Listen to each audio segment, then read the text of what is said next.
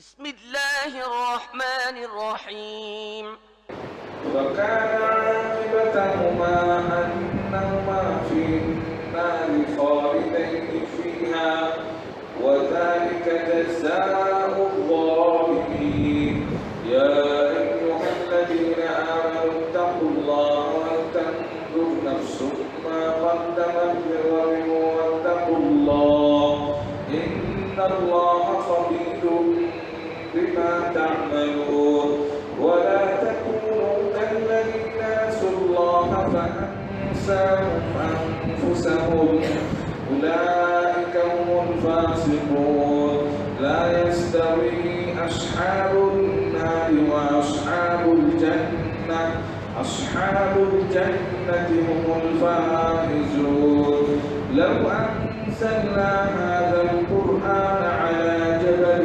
لرأيته خاشعا متصدعا من خشية الله وتلك الأمثال نضربها للناس لعلهم يتفكرون والله الذي لا إله إلا هو عالم الغيب والشهادة هو الرحمن الرحيم هو الله الذي لا إله إلا هو الملك القدوس السلام المؤمن المهيمن العزيز الجبار المتكبر سبحان الله عما يشركون والله الخالق البارئ المصور له الأسماء الحسنى يسبح له ما في السماوات والأرض وهو العزيز الحكيم আপনাদের মাঝে এখন বক্তব্য রাখবেন জনাব মতিউর রহমান মাদানী সাহেব। السلام عليكم ورحمة الله وبركاته إن الحمد لله نحمده ونستعينه ونستغفره ونعوذ بالله من شرور أنفسنا ومن سيئات أعمالنا من يهده الله فلا مضل له ومن يضلل فلا هادي له وأشهد أن لا إله إلا الله وحده لا شريك له وأشهد أن محمدا عبده ورسوله صلى الله تعالى عليه وعلى آله وصحبه وسلم تسليما كثيرا أما بعد فقد قال الإمام البخاري رحمه الله تعالى باب ما جاء في صفة الجنة وإنها مخلوقة وقال أبو العالية يكون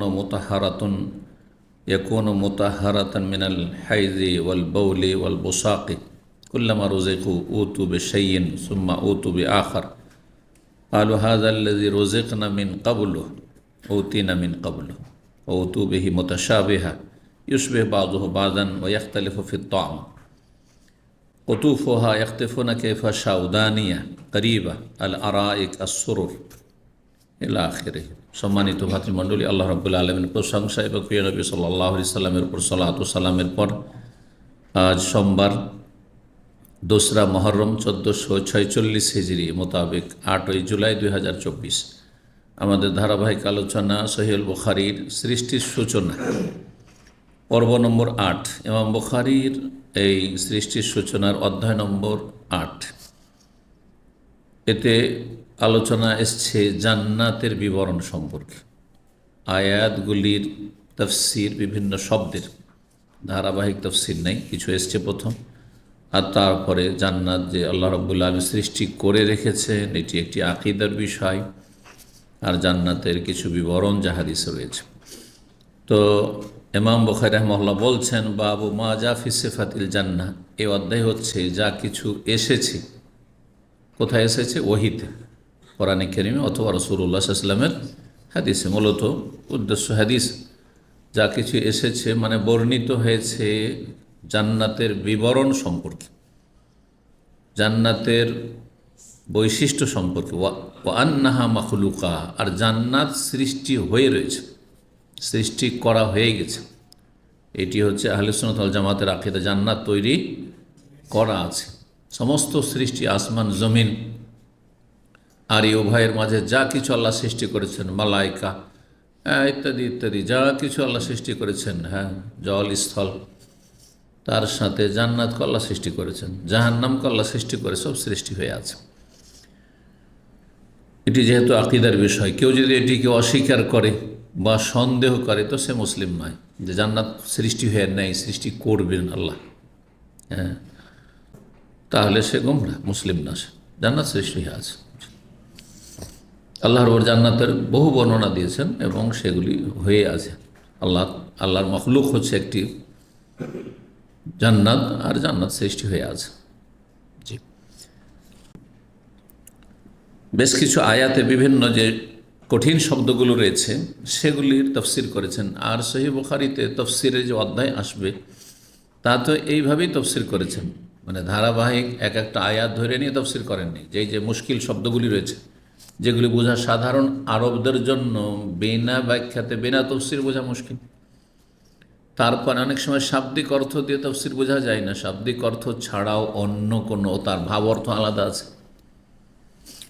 তো যার ফলে সালাফে সালেহিন থেকে, সাহাবাই কেরাম থেকে, তাবেইন থেকে যে তফসিরগুলি বর্ণিত হয়েছে সেই তফসিরগুলো তিনি এখানে নিয়ে এসেছেন। জান্নাত সম্পর্কীয় যে আয়াতগুলি রয়েছে তার কিছু কঠিন শব্দগুলি তফসির করছেন,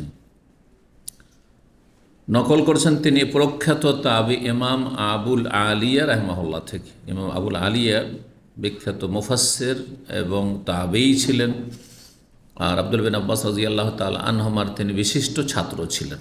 আব্দুল বিন আব্বাস যেমন সাহাবায়ে কেরামের তফসিরের বিশেষজ্ঞ তিনি, জি, তেমনি তার ছাত্র আবুল আলিয়া তফসিরের বিশেষজ্ঞ তাবেইনদের মধ্যে রাহিমাহুমুল্লাহ ওয়া রাদিয়া আনহুম।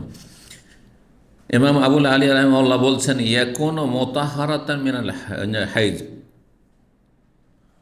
হুরদের সম্পর্কে বা জান্নাতি রমণী সম্পর্কে, এমনকি যারা জান্নাতি মহিলা জান্নাতি হবে, হ্যাঁ, বিবাহিতা হোক দুনিয়া আর বিবাহিতা নাই হোক, তাদেরও মাসিক হবে, মাসিক থেকে পাবো পবিত্র। তো জান্নাতি হুর, জান্নাতি রমণীদের সম্পর্কে আল্লাহ বলেছেন মুতাহহারাতান, তারা পবিত্র, তারা পবিত্র, সবসময় পবিত্র থাকবে, কারণ মাসিক অবস্থায় নাপাক হয়ে যায় দুনিয়াতে। এটা থেকে মুক্ত জান্নাতি রমণীরা। তাই বলছেন ইয়াকুনু মুতাহহারাতান মিনাল হাইজি ওয়াল বাউলি ওয়াল বুসাকি, তারা মাসিক ঋতু থেকে পবিত্র, ওয়াল বাউল পেশাব থেকে, কেন পেশাব পায়খানা মানুষকে নাপাক করে, এগুলো পেশাব পায়খানা জান্নাতি যেমন পুরুষদের নেই, নারীদের নেই, জান্নাতি যারা তাদেরও নেই, আর জান্নাতি রমণী যারা হুরে ইন তাদেরও নেই।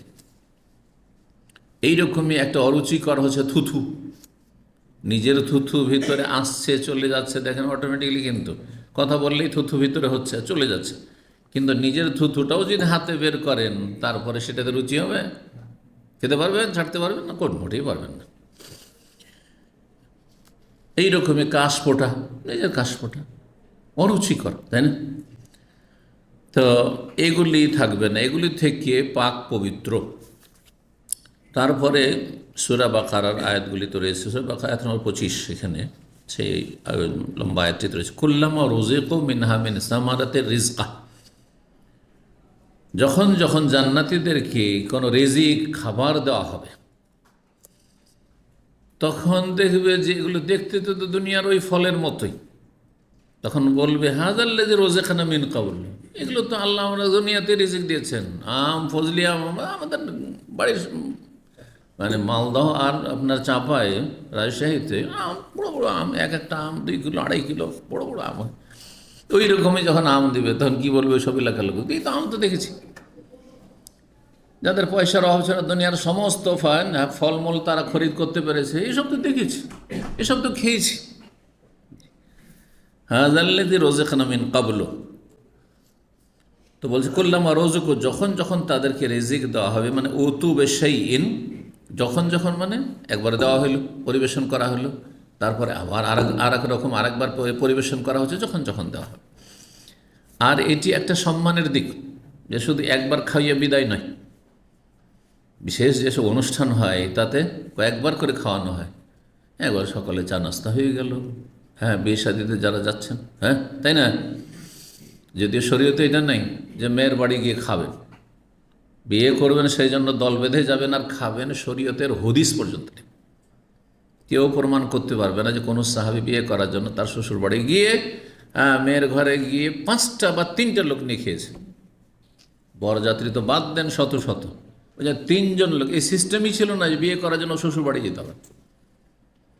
যেখানে দেখা সাক্ষাৎ হলে মেয়ের বাবার সাথে এক জায়গাতে, কোনো জায়গাতে হয়ে গেল, মসজিদ নববীতে হইলো, অথবা ছেলের বাড়িতে হইলো, অথবা রাস্তাঘাটে কোথাও, কোনো জায়গায় হইলো, যেখানে সেখানে হইলো, ঠিক আছে, তোর মেয়ে, ঠিক আছে, মেয়ে দেখে, তার আগে দেখা দেখি হয়ে গেছে, তারপরে মেয়ের সম্মতি নেওয়া হয়ে গেছে, মেয়ের কবুলও ইসলামে নেই, সুতরাং যে কোনো জায়গায় বিয়ে হয়ে গেল, যে হয়ে গেল, অভিভাবক কাছে বিয়ে হয়ে গেল।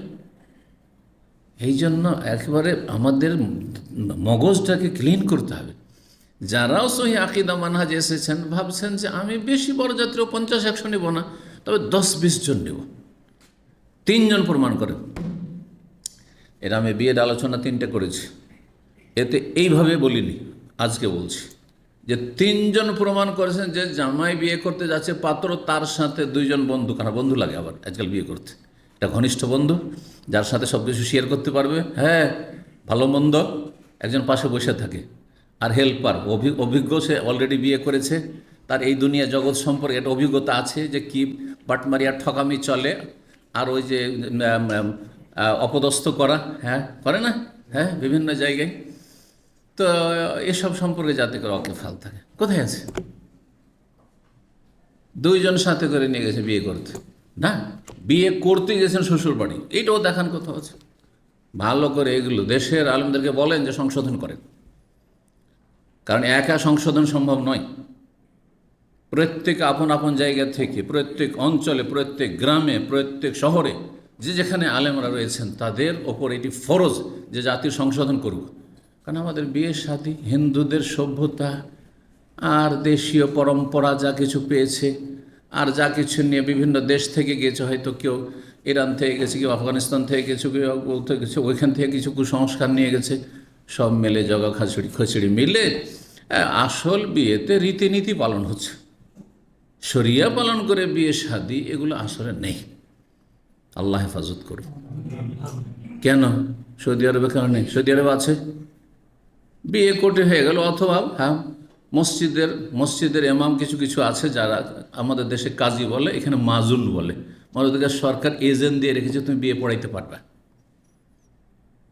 না। জামা মসজিদের ইমাম আছে, ও মাজুন আনকি হাসার সারি এ নেকা পড়াতে পারবে, সবাই পড়াইতে পারে না এখানে। সে দেশের ওই রেজিস্টার্ড কাজীর মতো, দেশে কাজী বলা হয় না, আর না হলে মহাকামা ডাইরেক্ট চলে যান, আর তারপরে আজকাল অ্যাপয়েন্টমেন্ট নিতে হচ্ছে, বিয়ে হয়ে গেল, ওখানে বিয়ে হয়ে গেল। কেউ কারো বাড়ি দেখেছে না দেখেছে, মেয়েটা দেখেছে কি না, বা মেয়ে ও যদি বলে আমি মেয়েও দেখবো না বিয়ে করবো, তা তো অসুবিধা নেই। কোনো ছেলে যদি আমি মেয়ে দেখবো না বিয়ে করবো, হয়তো না আমাদের যুগে অনেক এরকম হয়েছে, আমাদের বিয়ে শাদীর যুগে অনেক হয়েছে, বাস যথেষ্ট।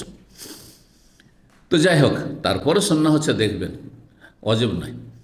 তো বিয়ে হয়ে গেল। সৌদি আরবে আছে যে মেয়ের বাড়ি 2 জন, বা ওই ছেলেটাকে খেয়ে আসছে বিয়ে করতে, যে পাত্র শেষ যে শ্বশুর বাড়ি খেয়ে আসছে, এটা দেখাতে পারে সৌদি আরবে আছে। তাহলে বোঝা গেল ইসলাম নয় এটা আসলে, এই যে শ্বশুর বাড়ি গিয়ে খাওয়া দল বেঁধে। ইসলামে আছে কি তাহলে? বিয়ে আছে, ইজাব আছে, কবুল আছে, আর মেয়ের অনুমতি নেওয়া আছে, সম্মতি নেওয়া আছে, আগেই আছে, ঠিক আছে। আর যেসব আছে সেগুলির সাথে খাওয়া দাওয়া, শ্বশুর বাড়ি যাওয়া, মেয়ে পক্ষের বাড়ি যাওয়া, আর ওদের বাড়ি গিয়ে ধর্না দেওয়া, সাথী সঙ্গী নেওয়া, এগুলো কিছুই নেই। তাহলে ছেলের বাড়ি হইতে পারে। আরে মেয়ের বাড়ি কেন বিয়ে করতে চান? ছেলের বাড়িতে বিয়ের মজলিস বসান, এটাই তো যে অলিমা যেহেতু ছেলে খাওয়াবে, তার জন্য সুন্নাতে মুআক্কাদা। সুতরাং আমার বাড়িতে অলিমা হচ্ছে, এখানেই বিয়েটা হবে, আর আমাদের দেখা দেখি হয়ে গেছে, এইখানে মেয়ের বাবা চলে আসবে। কেন করছেন না এটা? বরং এটা সুন্নার কাছাকাছি। আর ছেলে যদি 2-4-500-1000 লোকে খাওয়াই, তবু কোনো দোষের কথা নাই। আর অলিমা তার জন্য, তাই না? যেহেতু বিষয়গুলি বোঝার চেষ্টা করবেন, এবং আলেমদেরকে সোচ্চার হতে বলছি, সজাগ হতে বলছি, এবং তারা যেন আপন আপন জায়গায় দায়িত্ব পালন করে। না হলে যেসব জুলম অত্যাচার হচ্ছে পারিবারিক, সামাজিক, বিশেষ করে মেয়ে পক্ষের ওপর, অনেক সময় ছেলে পক্ষের ওপরে, তো এইসব জুলম সম্পর্কে হিসাব দিতে হবে। আল্লাহ হেফাজত করুন। তো কী বলছিলাম, কথা বেড়ে চলে গেল। হাযাল্লাযী রাযাকনা মিন ক্বাবলু, এ তো আমাদেরকে দেওয়া হতো বারবার করে, যখন একবার একরকম দেওয়া হলো, আবার আর এক রকম দেওয়া হচ্ছে, আর এখন এগুলো খাবার তো আমরা খেয়েছি, এগুলো ফলমূল তো আমরা খেয়েছি। ওতিন আমিন কাবুল, রোজেখান আমিন কাবুল, ওতিন আমিন কাবুল মানে ইতিপূর্বে আমাদেরকে দুনিয়াতেও পার্থিব জগৎ দেওয়া হয়েছে। উতু বেহি মোতাসাব, কেন এই কথা বলবে? ভাবতে পারে, খাওয়ার আগে তো মানুষ ভাবতে পারে না এর স্বাদটা ওই দুনিয়ার আমের মতো, ওই দুনিয়ার আপেলের মতো, ওই দুনিয়াতে যে আঙ্গুর আছে সেই রকমই ভাবতে পারবে? বাহ্যিক দেখতে ওই দুনিয়াতে যেগুলো খেয়েছি ফলমূল সেগুলি। আল্লাহ বলছেন উতু বেহি মোতাসাবিহাত, উতু বেহি মোতাসাবিহাত, আর তাদেরকে যে ফলমূলগুলো দেওয়া হবে সেগুলিতে একটা সাদৃশ্যতা দেওয়া হয়েছে, মানে বাহ্যিক দেখতে হচ্ছে এরকম কিন্তু স্বাদ একেবারে ভিন্ন। স্বাদের কল্পনাও করা যায় না যে জান্নাতের আম, জান্নাতের আপেল, জান্নাতের আঙ্গুরের স্বাদ এই দুনিয়ার আঙ্গুর আপেল অমুক অমুক ফলের সাথে কাছাকাছি থাকবে, হয়তো আর একটু না হয় বেশি মিষ্টি হবে, যেমন এক আম আর এক আম চাইতে মিষ্টি, তাই না? এমনটা নয় আসলে, কল্পনার বাইরে সব কিছু জান্নাতের নিয়ামত। সুবহানাল্লাহ। বলছেন ইউসবিহু বাযুহু বাযান, হ্যাঁ একটি ফল জান্নাতের ফল দুনিয়ার ফলের মতো দেখতে হবে, বাহ্যিক মানে সদৃশ্যতা রয়েছে। ওয়াখতালিফু ফিত তাআম, কিন্তু স্বাদের ক্ষেত্রে ভিন্নতা থাকবে। তারপরে একটি শব্দ রয়েছে জান্নাতের নিয়ামত, কুতুফুহা দানিয়া, জান্নাতের ফল পাড়বেন কী করে? দুনিয়ার গাছ থেকে ফল পাড়া ওটা একটা কষ্টকর, তাই না? অনেক সময় ঝুঁকিপূর্ণ, হ্যাঁ অনেক সময় পাড়তে গিয়ে ব্যর্থ হয়ে যাচ্ছে, পারছেন না। তো আল্লাহ বলছে জান্নাতের ফলগুলি কতুফুহা, কতুফুহা মানে কাতাফা একতেফা মানে কোনো ফল পাড়া, আসলে গাছ থেকে ফল পাড়া। আর এখানে গাছ থেকে ফল পাড়া মানে হচ্ছে যে কোনো ফল তাদের কি হবে, দানিয়াতুন মানে করিবাতুন, হাতের নাগালে থাকবে, হাতের নাগালে থাকবে। এই না যে কষ্ট করতে হবে, তো কিছু একটা লাগাইতে হবে, না হয় পাথর মারতে হবে, ঢেলা মারতে হবে না, যেগুলো আমরা করেছি। অথবা এই ক্ষেত্রে অনেকে হ্যাঁ পারদর্শী আছে, ওই চিকন ডালে উঠে চলে যেতে পারবে আর সেখান থেকে বেড়ে নিয়ে আসবে, হ্যাঁ তাই না? দুনিয়াতে কত কষ্ট করতে হয়। বলছেন যে কোথাও একতেফোনা মানে তার ফলগুলি পাড়বে, কাইফা সাউ, যেমনভাবে ইচ্ছে। আপনি কীভাবে চান? ডান হাতে চান, বাম হাতে চান, এই সামনে চান, যেখানে চান, দানিয়া হাতের নাগালে। দানিয়াতুন সূরা হাক্কার আয়াত নম্বর 23, করিবাতুন দানিয়াতুন মানে হ্যাঁ এখান থেকে দুনিয়া মানে নিকটবর্তী, আর দুনিয়া মানে হচ্ছে নিকৃষ্ট, দুটি অর্থ। আরায়েক, আরিকাতুনের বহু বচন, সূরা কাহফে রয়েছে আলাল আরায়েক ইয়ানজুরুন। আরায়েক মানে কি? আসন, সেটা আরায়েক আরিকাতুন সরোর তফসির করছেন, শরীরের বহু বচন। শরীর তো খাটকে বলছেন আপনারা, তাই না? এখানে কি বলছেন? খাটকে। খাট মানে সব রকম খাট, খাট হোক, চৌকি হোক, পালঙ্ক হোক, সবগুলি হচ্ছে কি শরীর। আর সরোর যে কোরআন ভাষায়, জান্নাতের ভাষায় এর তফসির করা হয়েছে আসন, বসার জায়গা মানে সোফা, সোফাকে করা হয়েছে। তো জান্নাতের সোফা অথবা জান্নাতের আসনগুলি, জান্নাতের খাট কিসের হবে? খাটের ওপর বসে থাকবে বা আসনের ওপর বসে থাকবে। আসনের উপর বসার সবচেয়ে সম্মানজনক অবস্থান হচ্ছে যে একজন আরেকজনের পিছনে নয়, মুখোমুখি। যেন আমি বসে আছি আর সামনে আপনার মুখোমুখি বসে আছে, এটা হচ্ছে সম্মানজনক বসা। আপনার বাড়িতে কোনো মেহমান গেলে আপনি কীভাবে বসবেন?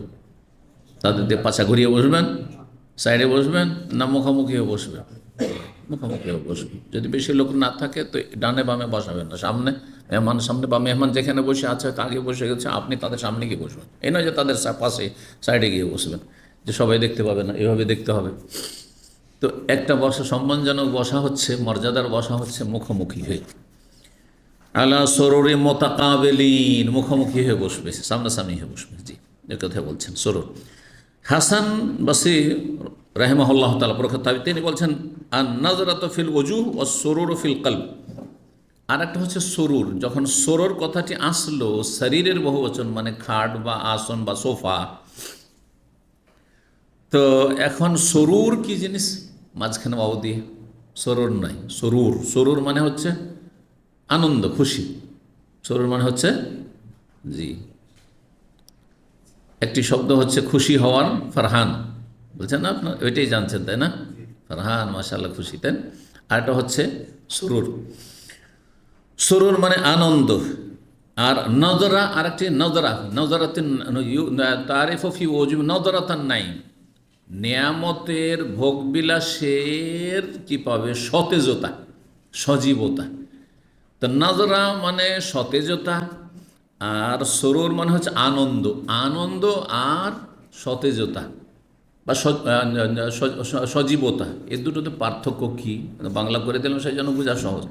আরবিতে নজরাতন, নজরা মানুষের চেহারা দেখালে বোঝা যায় যে লোকটি খুব সুখী। হ্যাঁ, শরীরের বাহ্যিক যে সুখের যে বা সুখী জীবনের যে লক্ষণগুলি চেহারাতে, এটাকে বলা হয় নজরা। জি, ওজুহু ইয়াওমাইযিন নাযিরা, আল্লাহ সূরা গাশিয়াতে বলছেন কিছু কিছু চেহারা মানে জান্নাতীদের চেহারা সেদিন কি থাকবে, তরতাজা থাকবে, বা কি থাকবে, উজ্জ্বল থাকবে, জি, সজীব থাকবে। দেখেই বোঝা যাবে যে এরা খুব সুখী। দেখেন যারা খুব সুখী ওদের চেহারা দেখলে বোঝা এগুলো সুখীর ছেলে, আর গরিবকে দেখলে বোঝা যায় গরিবের ছেলে, ভালো পরিচর্যা নেই, খাওয়া দাওয়া নেই, সুখী আছে। যখন এখানে যারা ছায়াতে কাজ করেন, দেশে যান, দেশে গেলেই যারা সব এসিতে থাকছেন আর আরামের জীবনযাপন করছেন, দেশে গেলে মনে হবে না যে আপনি দেশের লোক, দেখে বুঝে, যদিও আপনি বাংলাদেশি, গেছেন বাংলাদেশে, তাও হলো যে বাইরে থাকে। এটা 3-4 দিন থাকবে, তারপর রোদে হাঁটাহাঁটিতে স্বাভাবিক হয়ে যাবেন। আমি এটা দেখেছি, ট্রেনে সফর করছি, অনেক আগের ঘটনা, এখন তো ফ্লাইটেই যাওয়া হয়। তো ট্রেনে সফর করলে তো ওই পুলিশরা তো ট্রেনে ঘোরাঘুরি করে, এই জন্য ট্রেনে সম্মানের সাথে ইন্ডিয়াতে সফর করার জন্য আপনি কেউ বেশি কিছু হয়রান করবেন না। আপনি এসিতে যান, ফার্স্ট ক্লাসে এসিতে, তাহলে অত হয়রানি কিছু নেই। না হলে এটাতে কী আছে তো ওইটাতে কী আছে এগুলো করবে। তারপরও এসিতে যেগুলো সেকেন্ড ক্লাস, ওখানেও ঢুকে পড়ে। তো একদিন স্টেশনে তো আমাকে বলছে যে কোথা থেকে আসছেন বা কোথায় বাড়ি, আমি সেখানে বাড়ি। কোথায় থাকেন, আমি তো এখন এখানে আছি। কারণ ওই যদি সৌদি আরব বলি তাহলে তো হ্যাঁ, তো ওদের তো ধান্দা শুরু হয়ে যাবে হয়তো। তো যাই হোক, কী আছে এখানে, হাইরান করবে, খুললেন না, না হলে টাকা দিয়ে দেন, খুলবেন না আপনি তো টাকা দিয়ে দেন, কার্টুন আছে খুলবেন না তো পয়সা দিয়ে দেন, পয়সা হয়ে গেলো, ঘুষ দেন, ঘুষের দেশ এগুলো। তো যাই হোক, তা বলছেন না আপনি এদেশের না, আপনার চেহারা বলছে আপনি বিদেশ থেকে এসেছেন। সুবহানাল্লাহ, বুঝে যারা ঘুষ খায়, হারাম খায়, তারা সব বুঝে, ভালো করে বুঝে। তো যাই হোক, আল্লাহ তাদের অনিষ্ট থেকে রক্ষা করুক। তো বলছে এটাকে বলা হয় চেহারার কি সজীবতা, সরুর আর আনন্দ। আনন্দ চেহারাতে নয়, আনন্দের আসল হচ্ছে ভিতরে, কলব। তাই বলছেন আর নাযরাতু ফিল ওজু, মানুষের সতেজতা বা সজীবতা থাকে চেহারাতে, মুখমণ্ডলে ফুটে উঠে, ফেসে। আর সরুর, যেটা সরুর মানে আনন্দ, খুশি, সেটা ফিল কালবে, অন্তরে থাকে। আর অন্তরে যখন আনন্দ থাকে তখন চেহারায় কিছুটা ফুটে ওঠে, হাসি মুখে কথা বলছে, চেহারাটা মলিন নয়, মনটা খারাপ মনে হয় না, বোঝা যায়, কখনো বোঝাও যায় না ভিতরে আপনার খুশি আছেন। এই আছে অনেক সময় গাম্ভীর্য নিয়ে থাকলে বোঝা যায় না যে কী অবস্থায় আছে না আছে ভিতর তার। ওকালা মুজাহিদ, মুজাহিদ বলেছেন প্রখ্যাত তাবি, সালসাবিলা মানে কি সূরা দাহরে রয়েছে, সূরা ইনসান, সালসাবিলা আইনান ফিহা, জান্নাতে একটি ঝর্ণা রয়েছে, তোসাম্মা সালসাবিলা, যার নাম হচ্ছে সালসাবিল। সালসাবিল কেন বলা হয়, বলছেন হাদিদাতুল জিরিয়াতে, প্রচণ্ড বেগে সেটি প্রবাহিত। হ্যাঁ, তার মানে প্রবাহিত, প্রবাহিত পানি বেশি স্বচ্ছ হয়। যেই পানি জমে থাকে অত স্বচ্ছ, মানুষের সন্দেহ হবে জমে থাকা পানিতে, কি জানি কে পেশাব করেছে না কি করেছে, বদ্ধ পানি। আর যেটা বদ্ধ পানি না, বইতে আছে, আরে পেশাব পায়খানা হইলো বয়ে চলে গেছে, হ্যাঁ, জীবজন্তু হইলো বয়ে চলে গেছে, জি। তাই বলছেন গৌলুন, কোরআনে জান্নাতের একটি বিবরণ রয়েছে যে জান্নাতে জান্নাতীদেরকে জান্নাতের মদ দেওয়া হবে, সুরা পান করতে দেওয়া হবে। মদ পান করলে দুনিয়াতে কি হয়, এক হয় মাথা ঘুরে বা মাথা ব্যথা করে, মাথা চক্কর দেয়। আর একটি কী হয়, জ্ঞান হারিয়ে ফেলে, মাতাল হয়ে যায়। এই দুটো যে নেগেটিভ খারাপ দিক মদের রয়েছে, সেই দুটো থেকে মুক্ত। লাফিহা গৌলুন, জান্নাতের মদে কোনো রকমের কি নেই, ওয়াজউল বাতন, পেটের কোনো ব্যথা নেই। মানুষের বমি বমি ভাব কখন হয়, যখন নাড়ি পাক দাও বলি আমরা, বলেন এটা কি নাড়ি পাক দিচ্ছে। মাথা চক্কর দিয়েছে বলে, আর না হলে নাড়ি পাক দিয়েছে বলে। তো পেটের ব্যথা, কোনো পেটের ব্যথা হবে না, দুনিয়ার মধ্যে এগুলো হয়। ওয়ালাহুম ইউনজাফুন, আর তারা কি হবে, লা তাযহাব উকুলুহুম, তাদের বিবেক হারিয়ে ফেলবে না, তারা মাতাল হয়ে যাবে না।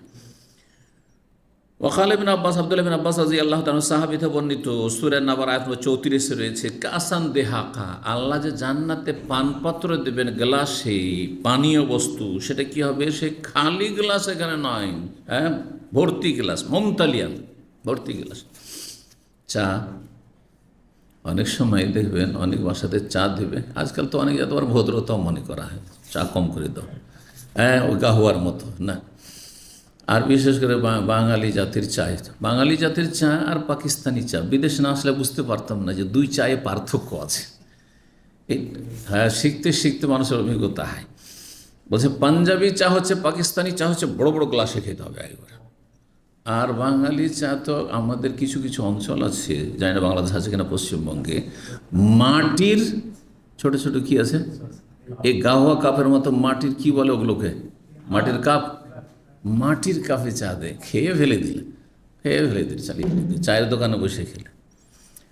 তো সামান্য চা, তারপরে চায়ের কাপে আরও চা আসবে, তারপরে কম করে দিবে, হ্যাঁ, যাতে বেশি না লাগে, বেশি খরচ না হয়। জি, তো মুমতালিয়ান, জান্নাতের যে পানপাত্রগুলি সেগুলি ভর্তি হবে, দেহাকা, কাসান দেহাকা। তারপরে রয়েছে সূরা নাবার আয়াত 33, কাওয়ায়েবা আতরাবা, জান্নাতি রমণী যারা হুর, কাওয়ায়েবা আতরাবা, কাওয়ায়েব কাবাতুনের বহুবচন, এখান থেকে কাবা, কাবাকে কাবা কেন বলা হয়, কাবা মানে উঁচু, যে কোনো উঁচু বস্তুকে, উঁচু জায়গাকে কি বলা হয়, কাবা বলা হয়।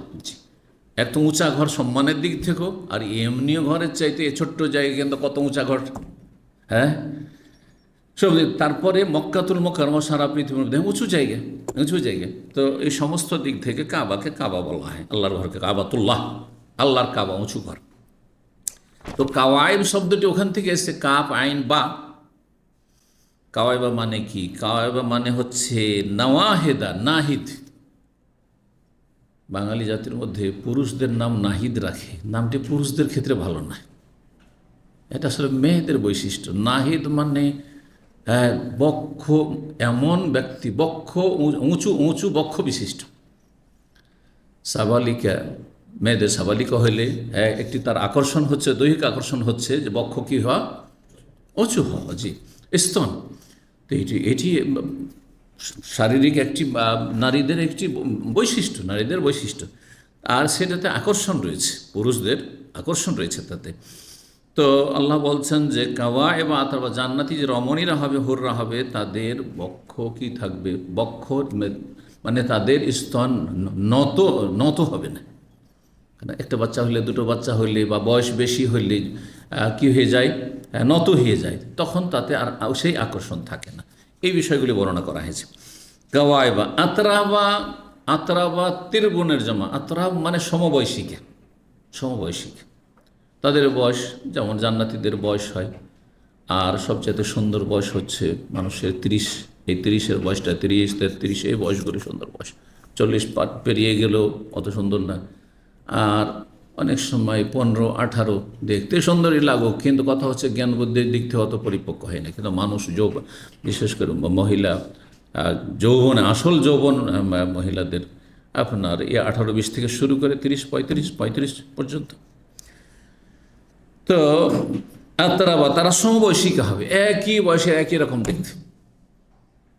একটা বুড়ি, একটা একবারে বাচ্চা, একটা 18-15 বছর, একটা 25, একটা 30, একটা 50, তো ভালো লাগবে না এই দৃশ্য দেখতে, কিন্তু একই বয়সে সমবয়সিকা হইলে সুন্দর লাগবে দৃশ্য। তো জান্নাতি রমণীরা এরকম হবে। তারপরে বলছেন যে সূরা মুতাফফিফিন আয়াত নম্বর 27 রয়েছে আর রাহিকুল মখতুম, মোহরাঙ্কিত জান্নাতি কি সূরা। রাহিক মানে খামর, মানে মদ।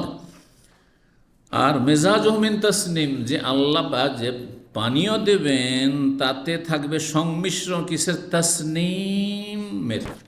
তাসনিম এমন একটি সুগন্ধিময় নিয়ামত থাকবে পানীয়তে, যে পানপাত্র দেওয়া হবে তাতে তার ওপরে দেওয়া থাকবে। দেখেন না আজকাল বিভিন্ন আপনার কি বলে এগুলোকে, যেগুলো এই তৈরি করা হয়, লস্যি, লস্যি, তাই না? লস্যিতে বিভিন্ন স্তর আছে, অথবা ধরেন না বিভিন্ন জুস আছে, কিন্তু ওপরে ওপরে এমন কিছু দেওয়া আছে যেটা হয়তো নিচে নেই, এটা আকর্ষণের জন্য, তাই না? তসনিম ইয়ালু হবো, ইয়ালু শারাব আহলি জান্নাত, জান্নাতীদের পানীয়র ওপর ভাগে থাকবে, জান্নাতীদের পানীয়র ওপর ভাগে থাকবে। এটা হচ্ছে সঠিক অর্থ। ভুল অর্থ করেছে কোনো কোনো অনুবাদক, যে জান্নাতীদের ওপর থেকে নামবে না, ও ভেবেছে ঝর্ণা ইয়ালুতে হচ্ছে ওপর থেকে নেমে আসবে, না না, এটা নয়। ইয়ালু শারাব আহলি জান্নাত, জান্নাতীদের যে শারাব মানে এখানে মদ নয়, কিন্তু শারাব উর্দুতে শারাব মানে মদ, আর আরবিতে শারাব মানে পানীয় বস্তু। সেটা জুস হতে পারে, হ্যাঁ, সেটা আপনার দুধ হইতে পারে, যে কোনো, হ্যাঁ, মশরুব, শারাব মানে মশরুব, পানীয় বস্তু। পানীয় বস্তুর ওপর ভাগে যেটা দেওয়া থাকবে আর যেটা অত্যন্ত সুগন্ধিময় হবে আর খুব মজা লাগবে। প্রথম যখন আপনি মুখের কাছে নিয়ে আসবেন আর পান করতে শুরু করবেন, আল্লাহ বলছেন খেতাম ও মিস্ক, তারপরে কোনো কিছু খান অথবা পান করেন, শেষখানে যদি একটা খারাপ গন্ধ আসে, অরুচি হয়ে যাবে। শেষখানেও ভালো একটা ঘ্রাণ থাকতে হবে, ঠিক না? দেখেছেন কোনো খাবার তোমার খারাপ হয়ে গেলে প্রথম যখন খাচ্ছেন বুঝতে পারেননি, কিন্তু খেয়ে যখন গিলে নিয়েছেন তখন একটা খারাপ গন্ধ যেন আসছে, অরুচি হয়ে গেল। হয় না, হয় না? অভিজ্ঞতা আছে?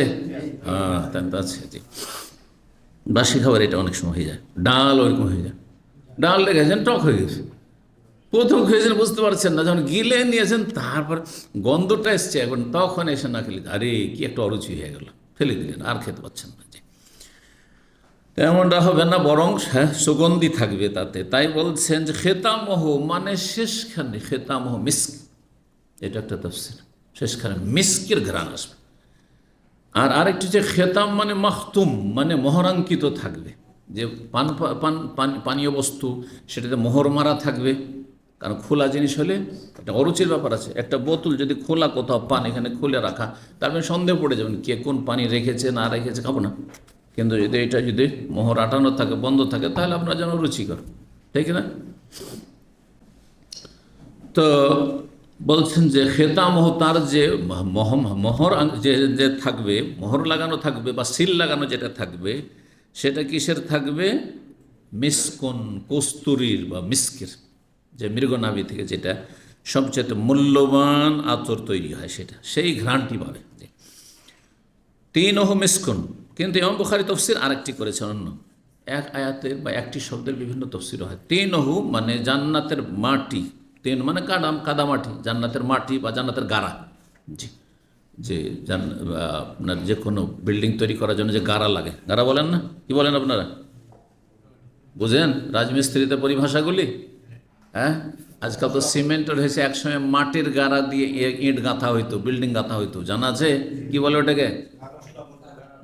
মশলা তো এই যখন সিমেন্ট আসলো তখন, আগের যুগ থেকে আমরা মাটির, হ্যাঁ, সরকিও না, সরকি ওইটাও হয়, কিন্তু গাড়া আল্লাহ যে মুরব্বী জানা, যে এগুলো হচ্ছে ভাষা, যে আসল তো গাড়া, সেটা যেটাই বলেন আপনি।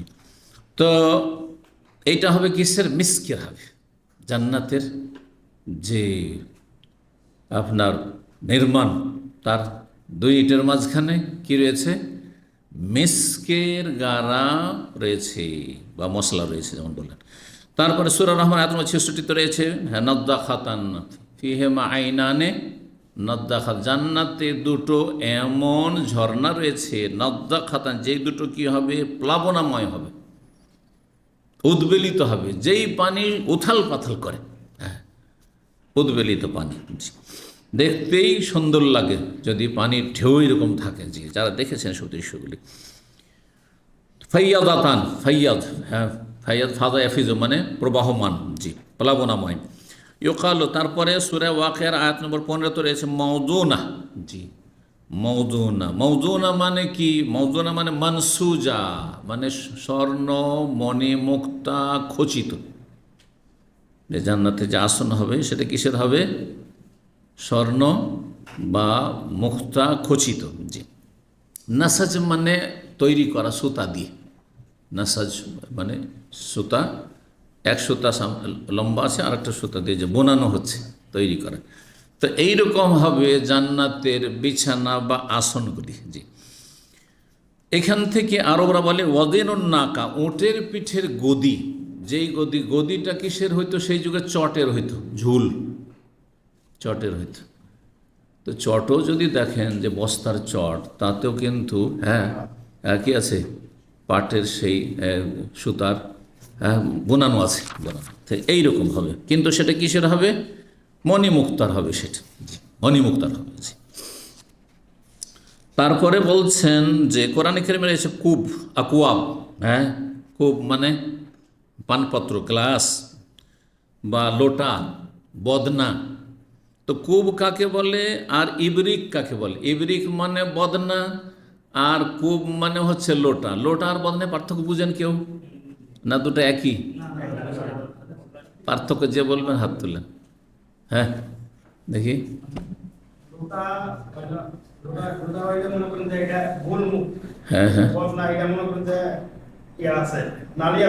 নালা, ওতে পানি পানি পড়ার ব্যবস্থা আছে, আর একটা ধরার ইয়ে আছে, মোড়ানো আছে, ধরার আছে। হ্যাঁ জি, আর ঘটিতে ধরা থাকে না, ঘটা লোটা যেটা থাকে না, কিন্তু বদনাতে ধরার ব্যবস্থা থাকে, যে মোড়ানো আছে, ওইটাই বলছে ওয়াল কুব মালা উজনা লাহু ওয়াল আরওয়া। কুব গ্লাস অথবা আপনার লোটা এমন পাত্রকে, পানপাত্রকে বলা হয় যার কি নেই, বলছেন যাতে এ নেই, কড়াও নেই যে ধরবেন না আপনি, হাতল যেটাকে বলে, কি বলে, হাতল, যার হাতল নেই। আর ওলা ওজন, ওজন মানুষের ওজন তো কান, তো মানুষের কান ধরে, তো ওইটা যে ধরবেন, ওই যে মোড়ানো থাকবে, ওইটাও নেই। জি, হাতল নেই আর সেটা মোড়ানো নেই। আর আবারই ইবরিকের বহু বচন জাওয়াতুল আজান ওলোরা, যাতে ধরার ব্যবস্থা আছে। লোটাতে ধরার ব্যবস্থা নেই, আপনাকে এমনি ধরতে হচ্ছে, কিন্তু বদনাতে ধরার ব্যবস্থা হয়, ওপরে হাতল আছে, আর না হলে মোড়ানো আছে, ধরছেন আপনি, আর তাতে পানি আপনাকে ওপর দিয়ে নিতে হচ্ছে না, একটা নল আছে তাতে, এটাকে ইবরিক বলা হয়। সব রকম থাকবে পানপাত্র এগুলো। অরোবান, আয়াত নম্বর 37-এ রয়েছে এই সূরা ওয়াকিয়াতে, অরোবান, অরোবান আতরাবা। অরোবান মানে কি? অরোবান করছে ওয়াহেদ আরুব, এক বচন হচ্ছে আরুব, যেমন সাবুর থেকে সবর। মক্কাবাসীর অরব আর আরেবা বলে এটাকে, তা মক্কার ভাষায় কোরআন নাযিল হয়েছে, মক্কার লোক আরেবা বলে। আর মদিনাবাসী এটাকে গানেজা বলে। আর ইরাকের লোকেরা, ওদেরও মাতৃভাষা আরবি, তারা বলে এটাকে শাকেলা বলে। এর মানে কি? এর মানে হচ্ছে স্বামী ভক্তা বা সোহাগিনী। সোহাগিনী বুঝেন? জি, আমাদের দেশে সোহাগী নাম রাখে, কিন্তু সোহাগ পুরুষদের নাম খুব বেশি, আর মেয়েদের নামে সোহাগী। ওই যে সোহাগী, সোহাগী মানে বুঝেন তো, যে সোহাগ করতে পারে।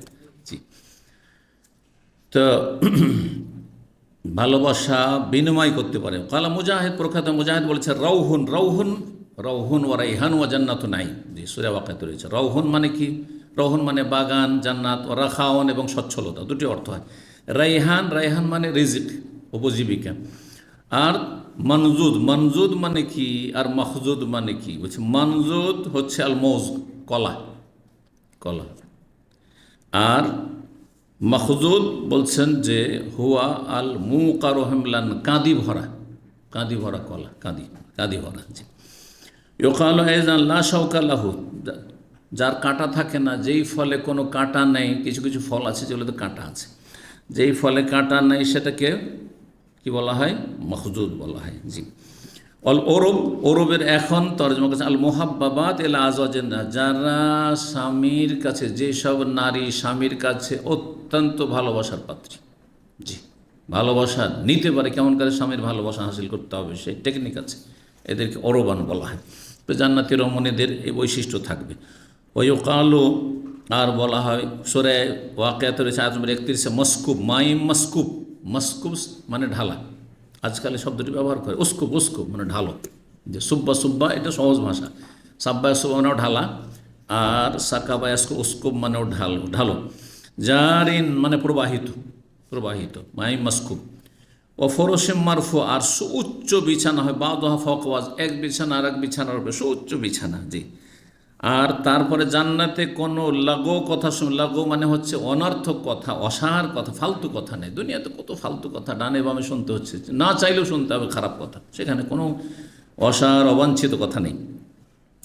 বলছেন তারপরে তাসিমা, লাইস মানফিয়া লাগওম ওয়ালা তা, সেখানে না কোনো অসার অনর্থক কথা শুনতে পাবেন, আর না কোনো গুনাহ পাপের কথা শুনবে। এখানে চান আর না চান মেলা পাপের কথা শুনতে হচ্ছে। অন্যায় অশ্লীল গাল দিচ্ছে, নোংরা ভাষা ব্যবহার করছে, হয়তো অন্যের সাথে আপনাকে বলে দিচ্ছে, শুনতে হচ্ছে, নিজেও শুনতে হচ্ছে, অন্যকে বলছে শুনতে হচ্ছে, চোখ বন্ধ করে দুনিয়াতে চলতে হচ্ছে। না হলে বাস করতে পারবেন না, পৃথিবীর কোনো জায়গায় বাস করতে পারবেন না। যদি প্রত্যেক কথায় যদি আপনি ইনকারে মুনকার করেন, অন্তর থেকে ঘৃণা না করে বলেন এটা কেন করলে, তুমি এটা কেন করলে, তাহলে বাস করতে দিবেন আপনাকে। এত অসৎ মানুষের সংখ্যা বেড়েছে, আল্লাহ হেফাজত করুন। আফনান, আফনান সূরা রহমানে রয়েছে। আফনান মানে হচ্ছে শাখা বিশিষ্ট, ডাল বিশিষ্ট, যে জান্নাতের গাছগুলি হবে বহু ডাল বিশিষ্ট। আগসান, গোসন যেটাকে বলা হয়, গোসনের জমা আগসান, ওইরকমই ফন্নের জমা আফনান। ও জানাল জান্নাতাইনে দান, এই জানা আর কতুফুহা একই অর্থ। জানা ইয়াজিনে মানে ফল পাড়া, জানাল জান্নাতাইনে এই যে দুটি বাগান, বিশেষ বাগান, জান্নাতীদেরকে স্পেশাল কিছু বাগান দেওয়া হয়, দুটো বাগান, যার ফলগুলি দানিন মানে অত্যন্ত নিকটবর্তী হবে, মানে হাতের নাগালে হবে। আয়াত নম্বর 54 সূরা রহমান বলছেন মায়ুজতানা কারিবুন, যে ফলগুলি পাড়বে সেগুলি নিকটবর্তী হবে। তারপরে রয়েছে যে ফিহেমা, হ্যাঁ অমিন্দুনেহমা জান্নাতান। তারপর একটি আয়াত হচ্ছে মুদহাম্মাতান ফাবিআইয়া আলাই রাব্বিকুমা তুকাজ্জিবান। মুদহাম্মাতান, মুদহাম্মা মানে কি? মুদহাম্মা মানে হচ্ছে এত ঘন বাগান, ঘন আর সবুজ বাগান, যে বেশি ঘন যদি সবুজ হয় তো দেখতে কালো লাগে, বেশি ঘন আর সবুজ যদি হয় তো কি লাগে দেখতে? সাগরের পানি দেখতে সবুজ, নীল লাগে না? নীল লাগে। কেন নীল লাগে? পানি কি নীল? উঠিয়ে দেখেন তো, মোটেই নীল নয়। কিন্তু যখন গভীর পানি, অনেক পানি রয়েছে, হ্যাঁ, তখন কি মনে হচ্ছে দেখে?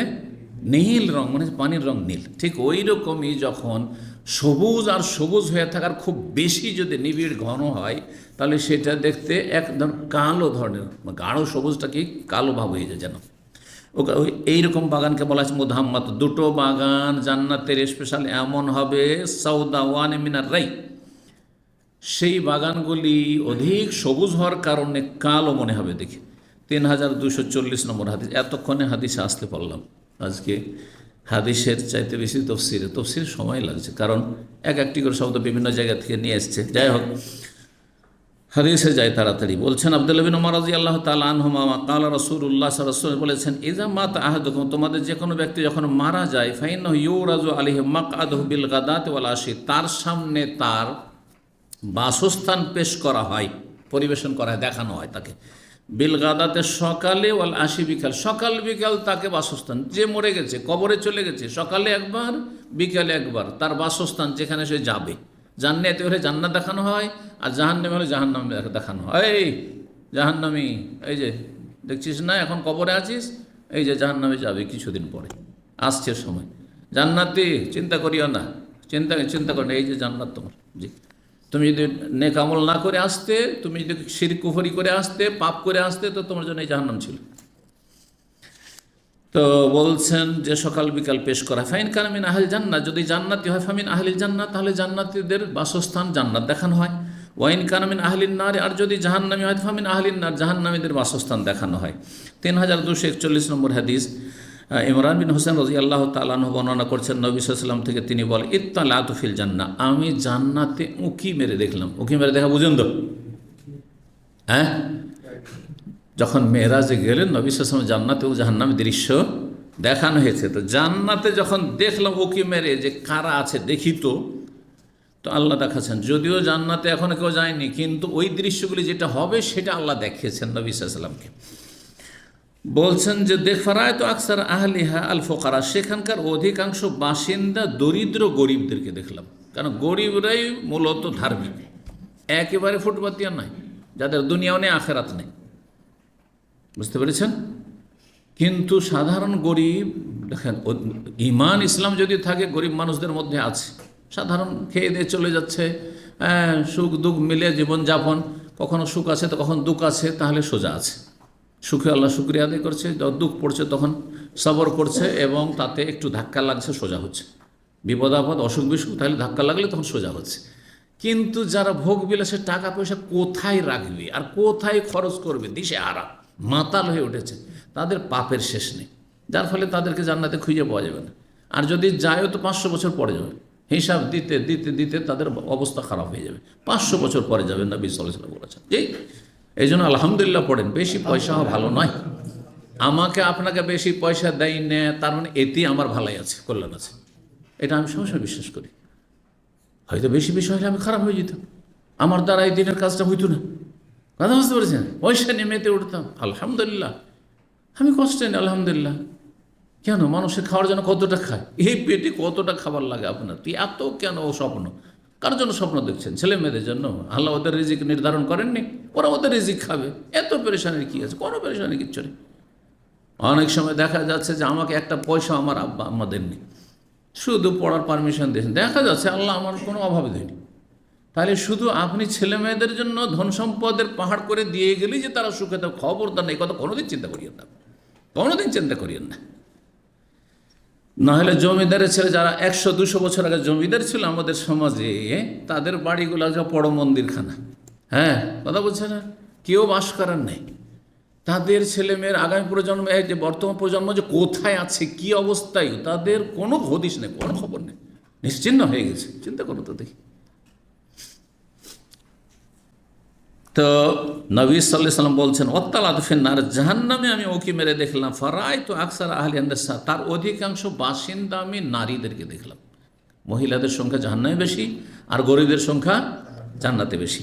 3242 নম্বর হাদিস বর্ণনা করেছেন আবু হুরায়রা রাদিয়াল্লাহু তাআলা আনহু, বলছেন, বাইনা নাহনু ইনদা রাসূলিল্লাহ সাল্লাল্লাহু আলাইহি ওয়াসাল্লাম, একসময় আমরা রাসূলুল্লাহর কাছে ছিলাম, ফাইজা ইমরাতুন তাতাওয়াদ্দা, না বলছেন আমরা রাসূলুল্লাহ সাল্লাল্লাহু আলাইহি ওয়াসাল্লামের কাছে একসময় আমরা বসেছিলাম, ইজ কাল, হঠাৎ করে নবী সাল্লাল্লাহু আলাইহি ওয়াসাল্লাম বললেন তার এক স্বপ্নের কথা। বলছে বাইনা আনা নাইম, বলছেন নবী সাল্লাল্লাহু আলাইহি ওয়াসাল্লাম যে আমি একদিন ঘুমিয়েছিলাম। নবী সাল্লাল্লাহু আলাইহি ওয়াসাল্লাম প্রতিদিন নিজের স্বপ্ন শোনাইতেন। ফজরে অন্য হাদিসে রয়েছে, ফজর নামাজটা পড়ার পরে বসতেন মসজিদে ঘুরে, আর তারপর জিজ্ঞেস করতেন যে তোমাদের মধ্যে কেউ স্বপ্ন দেখেছে আজকে? কেউ যদি স্বপ্ন দেখে থাকতো তাহলে বলতো, তখন নবী সাল্লাল্লাহু আলাইহি ওয়াসাল্লাম তার বিবরণ তাবির বয়ান করে দিতেন, ব্যাখ্যা করে দিতেন। আর কেউ বললো না, তখন নবী সাল্লাল্লাহু আলাইহি ওয়াসাল্লাম বললেন আজকে কিন্তু আমি এই স্বপ্ন দেখেছি। তো ওই রকমই তার যে অভ্যাস ছিল সেই হিসাবে, অথবা অন্য সময় বলছেন আমি একদিন ঘুমিয়েছিলাম, রাআইতুনি ফিল জান্নাহ, আমি নিজেকে দেখছি জান্নাতে চলে গেছি, দেখছি যে কোথায় গেছি? জান্নাত। নবী সাল্লাল্লাহু আলাইহি ওয়াসাল্লাম মেরাজও জান্নাত দেখেছেন, আর স্বপ্নে একাধিকবার জান্নাত দেখেছেন, একবার শুধু নয়। ফাইজা ইমরাতুন, দেখছি যে জনৈক মহিলা তাতা উজু করছে, এলা জানেবে কাসরির, একটি প্যালেসের পাশে, একটি প্যালেস জান্নাতি প্রাসাদ, প্রাসাদের পাশে ওই মহিলা উজু করছে, সুন্দরী রমণী, জান্নাতি রমণী, হুর দেখছেন নবী সাল্লাল্লাহু আলাইহি ওয়াসাল্লাম। ফাকুল, তো তখন আমি জিবরাইলকে বললাম, ফেরেশতা আমার সাথে রয়েছে, লেমান হাজাল কাসর, এই প্রাসাদটি কার, এই প্যালেসটি কার? নবী সাল্লাল্লাহু আলাইহি ওয়াসাল্লাম ভাবছেন হয়তো আমারই হইতে পারে, কারণ এত সুন্দর প্যালেস। ফাকালু, তখন ফেরেশতারা বললেন, লে ওমর ইবনুল খাত্তাব, এটি হচ্ছে ওমর ইবনুল খাত্তাব রাদিয়াল্লাহু তাআলা আনহু, আপনার বিশিষ্ট সাহাবী, তার এটি প্রাসাদ। তাহলে তার প্রাসাদ এমন, তাহলে নবী সাল্লাল্লাহু আলাইহি ওয়াসাল্লামের প্রাসাদ কেমন, আবু বকর সিদ্দিকের প্রাসাদ কেমন, চিন্তা করেন, প্রত্যেকের প্রাসাদ থাকবে সেখানে। ফাযাকারতু গায়রাতাহু, তখন তার আত্মমর্যাদার কথা আমার স্মরণে আসলো, যে ওমর রাদিয়াল্লাহু তাআলা খুব রাগী মানুষ, মেজাজি মানুষ, যে যত মেজাজি হয় তার একটা গায়রাত, আত্মমর্যাদা বোধ থাকে। দেখেন অনেকে আছে স্ত্রীর ছবি ফেসবুকে দিয়ে দিচ্ছে, ও দেখাচ্ছে, আর অথবা স্ত্রীকে নিয়ে ঘুরতে যাচ্ছে, চেহারা খুলে যাচ্ছে, বন্ধু বান্ধব বা কোনো শেখের সাথে দেখা, ও লজ্জা লাগে না, শেখ উনি হচ্ছেন আমার ওয়াইফ, কোনো ব্যাপার না তাদের কাছে, ঠিক না? আর এমনও ইমানদার মানুষ আছে যে পর্দার সাথে ঢেকেই নিয়ে যাচ্ছে, আর তারপরে হঠাৎ করে হাওয়া বাতাস হয়তো একটু কাপড় উড়ে গেল, আর তাতে কারো নজরে চলে আসলো, বরদাস্ত হচ্ছে না যে কী হলো, তাই না? বা হোঁচট খেয়ে পড়ে গেল, আর শরীরের কোনো অংশ খুলে গেল, চেহারাটা ধারণে খুলে গেল, আর কেউ দেখে নিল, মনটা খারাপ হয়ে গেল, তাই না?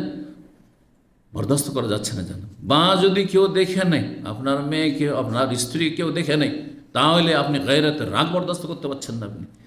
তো সবাই একরকমের নয়, সবাই একরকমের প্রকৃতির নয়। ঈমান অবশ্যই ঈমান এক নম্বরে, কিন্তু তার সাথে ব্যক্তিত্বরও একটি খুব সেইখানে গুরুত্ব রয়েছে।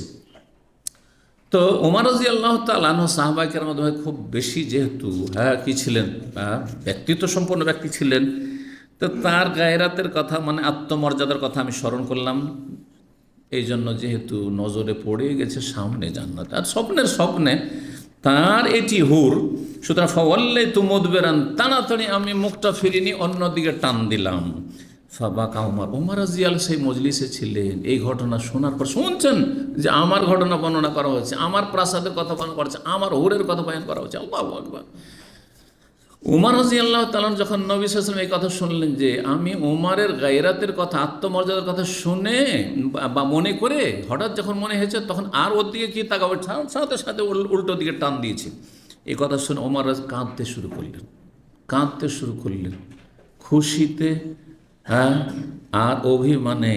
আর বলছেন ওয়াকাল আলাইকা আগার ইয়া রাসূলুল্লাহ, অন্যের ক্ষেত্রে অন্য কেউ আমার হুর দেখবে অথবা আমার স্ত্রীকে দেখবে, এইটাতে আমার গায়রাত আত্মমর্যাদা বোধে আঘাত লাগতে পারে, কিন্তু আপনি দেখেছেন তাতে আমার গায়রাত হবে, এটা হইতে পারে?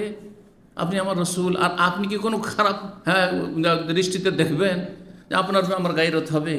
এই বলে কাঁদতে শুরু করেছেন ওমর রাদিয়াল্লাহু তাআলা। সুবহানাল্লাহ। 3243 নম্বর হাদিস বর্ণনা করছেন আবু বকর ইবনে আব্দুল্লাহ ইবনে কাইস আল আশআরি আন আবিহি, তার পিতা থেকে, মানে আব্দুল্লাহ বিন কাইস আল আশআরি, আবু মুসা আশআরি, তার নাম ছিল আবু মুসা, আব্দুল্লাহ বিন কাইস আর কুনিয়াত আবু মুসা আশআরি। বর্ণনা করছেন নবী সাল্লাল্লাহু আলাইহি ওয়াসাল্লাম থেকে, তিনি বলেন আল খাইমাতু দুররাতুন মুজাওয়াফাতুন তুলুহা ফিস সামা, জান্নাতের যে তাবু হবে, জান্নাতের খিমা বলছেন, আরবিতে হয় খাইমা শব্দটি, কিন্তু খাইমা মানে তাবু, বাংলায় যেটি টেন্ট। জান্নাতের এই একটি তাবু হবে দুররাতুন মোজাহ, যেটি মণিমুক্তার, হ্যাঁ, মণিমুক্তা গাঁথানো, আর মোজাওয়াফাতুন, যার ভিতরটা হবে খোলা, উন্মুক্ত। এই নয় যে ভিতর বন্ধ থাকলে সেখানে কি করে বাস করা যাবে, তাই না? তো ভিতরটা হবে প্রশস্ত, খোলা।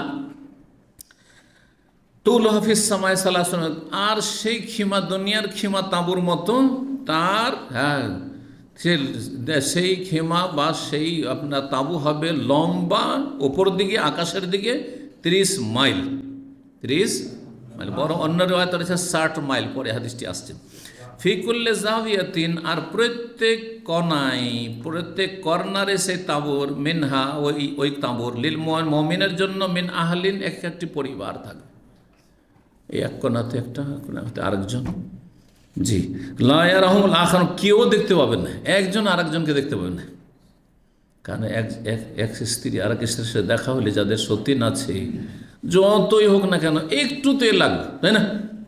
এটা আছে প্রাকৃতিক। তো কেউ কাউকে দেখতে পাবেন না। একই খেমাতে বিনোদনের জন্য মাঝে মাঝে খেমাতে তাঁবুতে বসবে।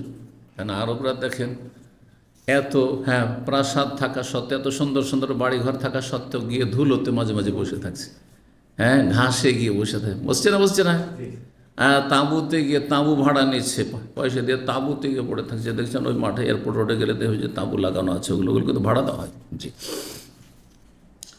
তো তারপরে হাদিসে রয়েছে, আবু ইমরান বর্ণনা করেছেন সিত্তুনা মিলান, সেটি, হ্যাঁ, লম্বা হবে কত? এই তাঁবুটি 60 মাইলের হবে, 60 মাইল। 3244 নম্বর হাদিস বর্ণনা করছেন আবু হুরায়রা রাদিয়াল্লাহু তাআলা আনহু, তিনি বলেন কালা রাসূলুল্লাহ সাল্লাল্লাহু আলাইহি ওয়াসাল্লাম, রাসূল বলেছেন আ'দাদতু লিবাদি আস-সালিহিনা মা লা আইনুন রাআত ওয়ালা উযুরুন সামিআত ওয়ালা খাতারা আলা কলবি বাশার। রাসূলুল্লাহ সাল্লাল্লাহু আলাইহি ওয়াসাল্লাম বলেছেন কাল আল্লাহ, মহান আল্লাহ বলেছেন, তার মানে হাদিসে কুদসি, আল্লাহর কথা হাদিসে রয়েছে। কি আল্লাহ বলছেন? আ'দাদতু, আমি প্রস্তুত করে রেখেছি, তৈরি করে রেখেছি আমার নেক বান্দাদের জন্য এমন ভোগবিলাসের সামগ্রী জান্নাতে, নেয়ামত, মালা আইন, রাজা পৃথিবীর কোনো চোখে জীবনে দেখেনি, ওয়ালা ওজন সামেত, পৃথিবীর কোনো কানে শোনেনি, গল্পও শোনেননি, ওইরকম মেলা গল্প শুনে ভোগবিলাসী রাজাদের শোনেন, কিন্তু ওইসব গল্প কিছুই না ওই জান্নাতের নিয়ামতের তুলনায়। ওয়ালা খাতারা আলা কালবে বাশার মানে মানুষ, বাশার মানে মানুষ, কোন মানুষের অন্তরে তার কল্পনা পর্যন্ত হয়নি, কল্পনা করেও অতদূর পৌঁছতে পারেনি। কল্পনার জগতে অনেক কিছু কল্পনা করতে পারে, যে একটা রাজ প্যালেসে কি থাকতে পারে, হ্যাঁ, কত কি আছে সেখানে, কিন্তু দুনিয়াটা তো অনেকে কল্পনা করতে পারে না। দুনিয়া কল্পনা করতে পারেন যে একটা রাজ প্যালেসে বা একটা ওই রকম যারা ক্ষমতাধর দেশের, তাদের নিজের আপনার সমস্ত কিছু রয়েছে, শাক সবজি থেকে শুরু করে আপনার ছাগল গরু যা কিছু খাবে তার নিজের খামার থেকে, বাইরের কোনো কেমিক্যাল যাতে ঢুকতে না পারে। কোনোদিন কল্পনা এটা করেছেন? জি, যেহেতু একবার আমি ওই রকম দাওয়াত খেয়েছি, তো সেখানে গিয়ে শুনলাম যে এখানে সমস্ত কিছু যা এই রাজপ্যালেসে খাওয়া দাওয়া হয় সেটা এখানে সমস্ত কিছু এখানেই চাষ হয়, এই রাজপ্যালেসের ভিতরে, বাইরে থেকে কোনো কিছু আসে না। বাইরে থেকে আসলে তো কোনো কিছু ঢুকিয়ে দিতে পারে। আজকাল কত কেমিক্যাল, তাই না, ফরমালিন, যার ফলে সব সর্বনাশ, আর ক্যান্সারের রোগের শেষ নেই। জি, তো সুবহানাল্লাহ, এই সামান্য এইটুকু তো আমরা কল্পনা করিনি যে পৃথিবীতে এই সাধারণ যারা দেশের শাসক তাদের এইরকম ভোগবিলাসের সামগ্রী রয়েছে। জি, তারপরে কোরআনে কারীমের সূরা সাজদার আয়াত নম্বর 17 তেলাওয়াত করলেন নবী সাল্লাল্লাহু আলাইহি ওয়াসাল্লাম, ফাকরাউ ইন শাইতুম, তোমরা যদি চাও তো পড়ে দেখে নিতে পারো। কোরআনে কারীমের সত্যায়ন করা হয়েছে যে আল্লাহ জান্নাতীদের জন্য এমন এমন অকল্পনীয় নিয়ামত তৈরি করে রেখেছেন যা জীবনে কেউ দেখেনি, জীবনে কেউ শোনেনি, জীবনে কোনোদিন কল্পনাও করেনি। ফালা তা'লামু নাফসুম মা উখফিয়া লাহুম মিন কুররাতি আয়ুন জাযাআম বিমা কানু ইয়ামালুন। আল্লাহ বলছেন কোনো মানুষ জানে না, কোনো ব্যক্তি নফস, কোনো ব্যক্তি জানে মা উখফিয়া লাহুম, যে তার জন্য কি যে আল্লাহ লুকিয়ে রেখেছে নিয়ামত। লুকানো জান্নাত আমরা দেখি নাই, শুনে বিশ্বাস করেছি, পড়ে বিশ্বাস করেছি কোরআন এবং হাদিসের কথা, আল্লাহ এবং রসুলের কথা। মা উখফিয়া লাহুম, যা তাদের জন্য গোপনে রাখা হয়েছে, লুকিয়ে রাখা হয়েছে, মিন কুররাতি আয়ুন, যাতে তাদের চক্ষু শীতল হবে, জি, নয়ন ঠান্ডা হবে। জি, মানুষ দেখলেই মানুষের চক্ষু শীতল হবে। জি, আর তারপরে খেলে ভোগ করলে তো আছেই। 3245 নম্বর হাদিস বর্ণনা করেছেন আবু হুরায়রা রাদিয়াল্লাহু তাআলা আনহু, বলছেন কালা রাসূলুল্লাহ সাল্লাল্লাহু আলাইহি ওয়াসাল্লাম, রাসূলুল্লাহ সাল্লাল্লাহু আলাইহি ওয়াসাল্লাম বলেন, আউয়ালু জুমরাতিন তালেজুল জান্নাহ, সর্বপ্রথম যেই দলটি জান্নাতে প্রবেশ করবে, তালেজু ওয়ালাজা ইয়ালেজু মানে দাখালা ইয়াদখুলু, তুলেজুল লাইলা ফিন নাহারি ওয়া তুলেজুন নাহারা ফিল লাইলি ওয়া তুখরিজুল, আছেন? জি, আল্লাহুম্মা মালিকাল মুলকি তুতিল মুলকা। জি, তুলেজু ইউলেজু শব্দটি একাধিকবার কোরআনে কারীমে এসেছে। তো ওয়ালাজা ইয়ালেজু মানে প্রবেশ করা, আউয়ালু জুমরা, জুমরাতুন মানে দল, জামাত। জি, এখান থেকে সূরা জুমার একটি রয়েছে, ওয়াসিকাল্লাযিনা কাফারু ইলা জাহান্নাম যুমারা, দলে দলে জাহান্নামীদেরকে নিয়ে যাওয়া হবে। ওয়াসিকাল্লাযিনা তাকাউ রাব্বাহুম ইলাল জান্নাতি, জান্নাতীদেরকে যারা মুত্তাকি পড়ে তাদেরকে দলে দলে জান্নাতের দিকে নিয়ে যাওয়া হবে। জি, তো জুমার শব্দটি জুমরাতুনের বহুবচন। আউয়ালু জুমরা, প্রথম দল, তালেজুল জান্নাহ, যেটি জান্নাতে প্রথম তাদেরকে জান্নাতে অনুমতি দেওয়া হবে প্রবেশের, একবারে সবচেয়ে সিনিয়র জান্নাতি। কারণ এই উম্মত রাসূলুল্লাহ সাল্লাল্লাহু আলাইহি ওয়াসাল্লাম এবং তারপর এই উম্মতের সবচেয়ে সিনিয়র যারা জান্নাতি তারা আগে প্রবেশ করবে, ওই দলটি। জান্নাত খোলা হবে কার জন্য? প্রথম নবী সাল্লাল্লাহু আলাইহি ওয়াসাল্লামের জন্য, এবং নবী সাল্লাল্লাহু আলাইহি ওয়াসাল্লামের সাথে তার উম্মত ধারাবাহিকভাবে সিরিয়ালি প্রবেশ করবে, তারপর অন্য উম্মতের সিরিয়াল আসবে। অনেকে যারা এই বিষয়গুলি জানে না মনে করে যে আগে আম্বিয়া রাসূল সমস্ত নবীরা প্রবেশ করবেন আর তারপরে তখন আমাদের পালা হয়তো আসবে না। নবীর সাথে, প্রত্যেক নবীর সাথে সাথে তার উম্মতের লোকেরা যারা তার প্রতি ঈমান নিয়ে আসছে এবং সৎকর্মশীল হয়েছে তারা ধারাবাহিক সিরিয়ালি যাবে, ক্যাটাগরি হিসাবে কারা কতটা ঈমান আমলে তাকওয়ায় সিনিয়র। ঠিক, আল্লাহ আমাদের জান্নাতুল ফিরদাউস দান করেন, নবী সাল্লাল্লাহু আলাইহি ওয়াসাল্লামের সংসর্গ আল্লাহ দান করেন। জান্নাতে প্রবেশ করবে তারা কেমন হবে? সূরাতুহুম আলা সূরাতিল কামার লাইলাতুল বদর, তাদের রূপ চেহারা হবে, সূরত মানে রূপ চেহারা আকার, জি, হবে আলা সূরাতিল কামার, চাঁদের মতো দেখতে। কোন চাঁদ? চাঁদ তো আবার বিভিন্ন রকম আছে, এখন প্রথম দ্বিতীয় তৃতীয় দিনে চাঁদ হয়, তার তেমন দেখতে ভালো লাগে না কিছু, তাই না? তো বলছেন লাইলাতুল বদর, পূর্ণিমার রাতের চাঁদ, যেটা পূর্ণ চাঁদ কোন রাতে থাকে? দেখি কোন রাতে? 14 তারিখের রাতে। কারণ অনেকে ভাবি যে মনে হয় অর্ধার্ধি 15 তারিখে, না 15 তারিখে মাইনাস হতে লেগেছে। জি, 14 তারিখের রাতকে পূর্ণিমা চাঁদ বলা হয়, পূর্ণিমা চাঁদ বলা হয় 14 তারিখ, যেটা সবচেয়ে পূর্ণ। তারপর যেমনই 15 হইল তখন কমতে শুরু হইল। জি, তো লাইলাতুল বদর, এই জন্য বদর বলা হয় পূর্ণিমার চাঁদকে। পূর্ণিমার রাতের চাঁদের মতো তাদের সুরত হবে বা তাদের আকার দেখতে হবে। লা ইয়াবসুকুনা ফিহা, জান্নাতে তারা থুথু নিক্ষেপ করবেন না, কারণ থুথু বড় বড় উঁচু করে। অনেকে আমাদের এশিয়ার লোকেরা এখানে, আরবরা কিন্তু এই কাজটা করেন। রাস্তায় হাঁটছে, এদিকে একবার থুতু ফেলছে, এদিকে ফেলছে। আরে ভাই, ডানে বামে অনেক মানুষ হাঁটছে, অনেক উড়ে বাতাসে চলে আসে। কয়েকবার এরকম এর সম্মুখীন, হাউজুবিল্লাহ, সামনে থুতু ফেলছে আর হাঁটছে এই রাস্তা দিয়ে। আপনি পিছন থেকে যাচ্ছেন, দেখতে হবে না? আর ফেলবেনই কেন আপনি এইভাবে থুতু? টিস্যু রাখেন, রুমাল রাখেন, যে যদি এতই থুতু বেরিয়ে আসা যেটা অরুচিকর না, এলে নিজের থুতু আসছে চলে যাচ্ছে। কত কথা বলতে আমার থুতু আসলো, ও বাইরে এসছে না আমাকে ফেলতে হয়েছে? থুতু আসে না, কথা বললি থুতু আসবে। এগুলো বদ অভ্যাস। কিন্তু লায়ামসুকুনা ফিহা, জান্নাতীরা সেখানে থুতু নিক্ষেপ করবে না। ওয়ালায়াম তা খেতুন, আর সেখানে তারা কাশ পোটা ফেলবে। মোখাঙাত বলা হয় পোটাকে, আর নোখা বলা হয় কাশকে, প্রত্যেকটির আরবি রয়েছে। আর বোসাক বা বোজাক বলা হয় থুতুকে। এগুলো থাকবে। ওয়ালায়াতা গাউয়াতুন, গায়েত, গায়েত বলা হয় আপনার পায়খানা, জি এই জন্য পায়খানার জায়গা, এই জন্য শৌচালয়, শৌচকার্য। এজা আতে তুমুল গায়েতা, যখন তোমরা পায়খানায় আসবে মানে শৌচালয়ে আসবে। অতাগাউত মানে হচ্ছে পায়খানা করা। তারা পায়খানা করবে না। অন্য রেবায়েতে বলে বলুন পেশাব, পায়খানা, পেশাব কিচ্ছু হবে না সেখানে, কারণ এগুলি সব কি মানুষের ত্রুটি। দুনিয়াতে এসব ত্রুটি ছিল, জান্নাতে এসব ত্রুটি থেকে যাবে, আর এসব ঝামেলা থেকে যাবে। তাহলে মাঝে মাঝে খেয়ে দিয়ে তো নাড়ি খারাপ হবে, পেট খারাপ হবে, পেট খারাপ হলে তো ছুটতে হবে, দৌড় দিতে হবে বাথরুমে, তাই না? এমনটা হবে না। না না, ওই পেশাব নেই, পায়খানা নেই, থুতু নেই, কাশ নেই, পোটা নেই, সর্দি নেই, অ্যালার্জি নেই, কিচ্ছু নেই। আল্লাহ, সর্দি অ্যালার্জিতে পেরেশান। এত নিয়ামত এসিতে থেকেও মুসিবত। বাইরে আছেন অনেকেই সুস্থ আছেন, যারা বেশি ঠান্ডা করে এসি রাখে, ঠান্ডা জড়ে থাকতে পারে, এসি আর এসি, হ্যাঁ গরম থেকে আসেন সাথে সাথে চালাও এসি। না রে ভাই, একটু সাথে এমন ধরলো হাঁচি, হাঁচির ওপর হাঁচি। এটি এদেশেরও, কিন্তু এদেশে যারা থেকেছেন অনেকেই কিন্তু ভুক্তভোগী, সুবহানাল্লাহ। তো কিছুই থাকবে না সেখানে জান্নাতে, সব কষ্টদায়ক। মানুষের কাজপটাও কষ্টদায়ক নিজের জন্য, বিরক্তিকর একটা। জি, আনিয়াত ফিহাজ জাহাব, সেখানে যে পাত্রগুলি হবে, হ্যাঁ এনাউন মানে পাত্র, সেটা খাবারও পানীয় হবে। পাত্রগুলি হবে স্বর্ণের, জাহাব স্বর্ণের, গোল্ড।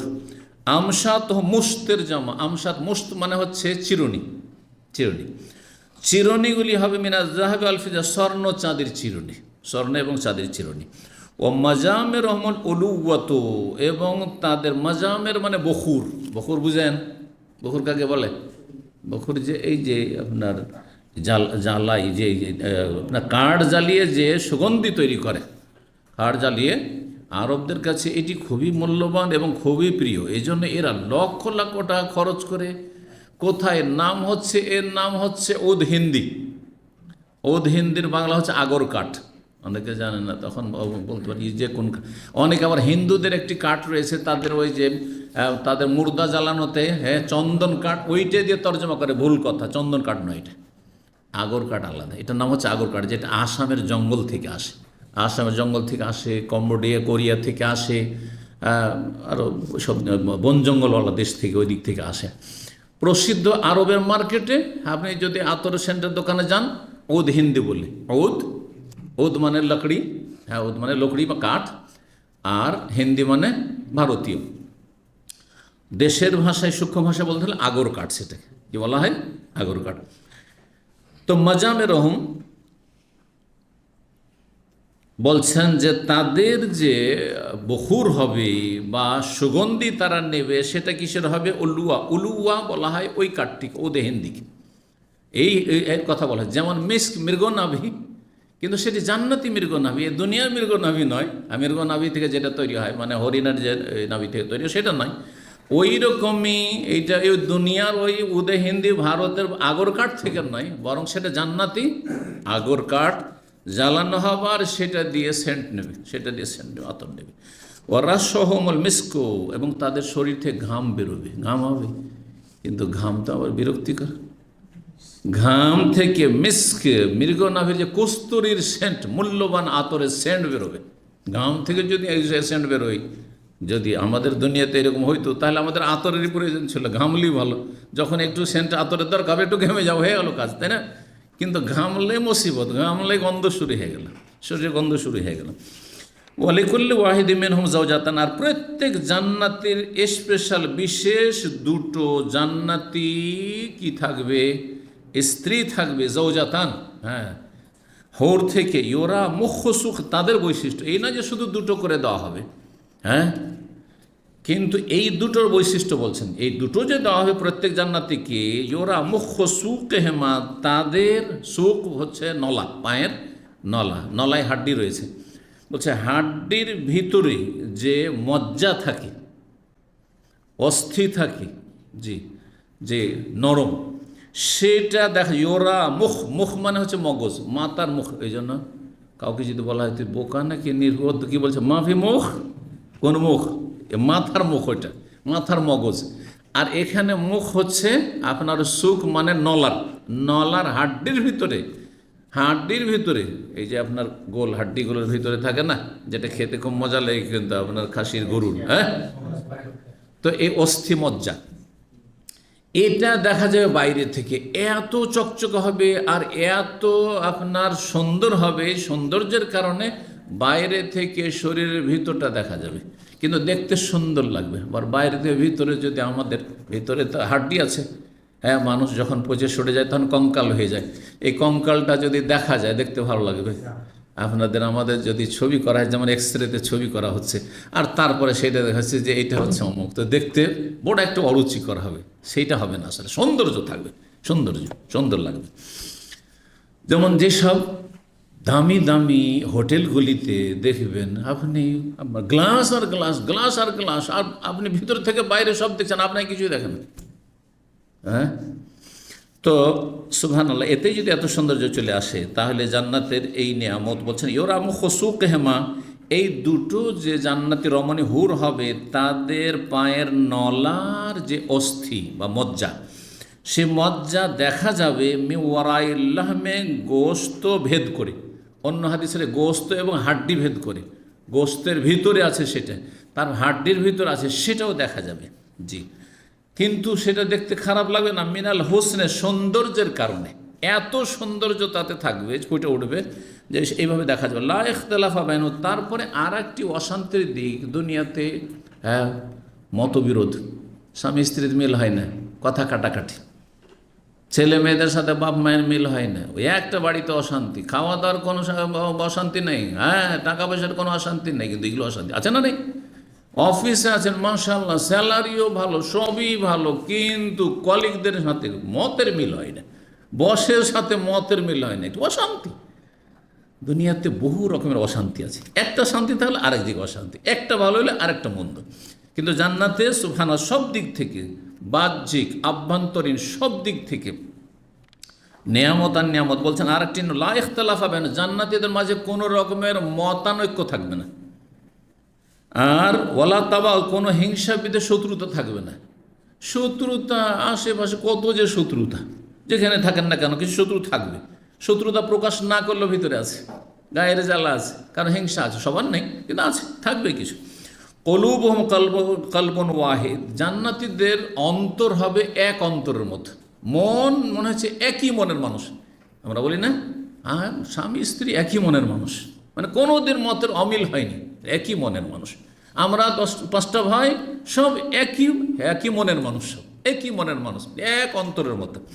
একজন মানুষের যেমন আপোষে কোনো ইখতিলাফ নেই আমার সাথে, ঠিক তেমনই এতগুলি মানুষ জান্নাতে সব। ইউসাব্বিহুন আল্লাহ, আল্লাহর তারা তসবিহ করবে, বুকরাতাম ওয়া সকাল বিকাল, কিন্তু এই তসবিহ, হ্যাঁ, দায়িত্ব হিসাবে নয়, এটি একটি নিয়ামত হিসাবে, একটা হচ্ছে দায়িত্ব পালন করা। দুনিয়ায় হচ্ছে দায়িত্ব, ফরজ, তাকলিফ, মোকাল্লাফ। কিসের মোকাল্লাফ? শরিয়া মেনে চলতে হবে, হালাল মেনে চলতে হবে, হারাম মেনে চলতে হবে, জায়েজ নাজায়েজ মেনে চলতে হবে, ফরজ করতে হবে, হারাম থেকে বাঁচতে হবে, ঠিক না? আকীদা, এটা বিশ্বাস করতে হবে, এটা বিশ্বাস চলবে না, হ্যাঁ, এই আখলাক চরিত্র থাকতে হবে, এইরকম ব্যবসা চলবে, এটা চলবে না, যেখানে যান এটা ঠিক ওইটা ভুল। তাকলিফ, দুনিয়াতেও আমরা দায়িত্ব পালন করতে বাধ্য। আর তারপরে তসবিহ তাহলিল, যদি আপনি আপনার গ্রেড ভালো করতে চান জান্নাতে, তাহলে তসবিহ তাহলিল করুন আপনি, এছাড়াও, হ্যাঁ, ফরজ ইবাদত বন্দেগীর পরে। কিন্তু জান্নাতে যে তসবিহ তাহলিল হবে সেটা কোনো ফরজ অজেব দায়িত্ব না, এটা করণীয়, আমাদের সকাল সন্ধ্যা তসবিহ করতে হবে এতবার আল্লাহর, না না না, এটা হবে যেমন আরেকটা হাদিসে রয়েছে নাফাস, তাদের শ্বাস প্রশ্বাস যেমন আমাদের নিতে কোনো সময় কতবার দিনে শ্বাস নিলাম এটা কোনো কষ্ট হচ্ছে, বরং আরও স্বস্তি পাচ্ছেন। যত শ্বাস নিচ্ছেন স্বাভাবিক শ্বাস, তত তাতে আরাম পাচ্ছেন আপনি, তাই না? ঠিক ওই রকমই জান্নাতে জান্নাতীরা তসবিহ পাঠ করবে সকাল বিকাল, সেটা শ্বাস নেওয়ার মতো, টানছেন ছাড়ছেন, টানছেন ছাড়ছেন, ওই রকম হবে তসবিহ। সুবহানাল্লাহ, এটিও একটি নিয়ামত, এটিও জান্নাতের একটি নিয়ামত। এখানে আজকের আলোচনা শেষ করছি। জাযাকুমুল্লাহ খাইরান ওয়া সাল্লাল্লাহু আলা নবিয়িনা মুহাম্মদ ওয়া আলা আলিহি ওয়া সাহবিহি আজমাইন। المسلمين والمسلمات والمؤمنين والمؤمنات والقانتين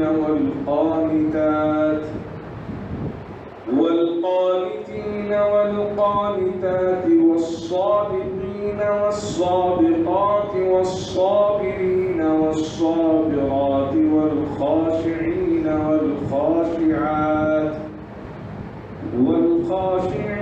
والخاشعات والمتصدقين والمتصدقات والصائمين والصائمات والحافظين فروجهم والحافظات والذاكرين الله كثيرا والذاكرات أعد الله لهم مغفرة وأجرا عظيما.